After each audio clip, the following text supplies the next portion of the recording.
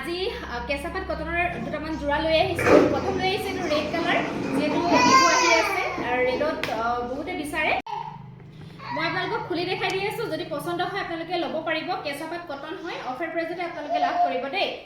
এইখন আহিব মেখেলা, চাওক ৰেডত আছে, গুণাৰ কাম আছে, লগতে এইটো ব্লেক মানে সূতাৰ কাম আছে। বহুত ধুনীয়া হয়, ওপৰলৈকে এইটো মেখেলা থাকিব। এয়া দেখা পাইছে আপোনালোকে, একদম ৰেড কালাৰ হয়। যিসকলে ভাল পাই ল'ব পাৰিব। এইখিনি আহিব চাইডৰ কাৰণে পাৰিখিনি চাদৰৰ, আৰু এইটো আহিব ব্লাউজ পিচ। চিম্পল আহিব, শ্লিভছৰ কাৰণে এটা পাৰি থাকিব দেই।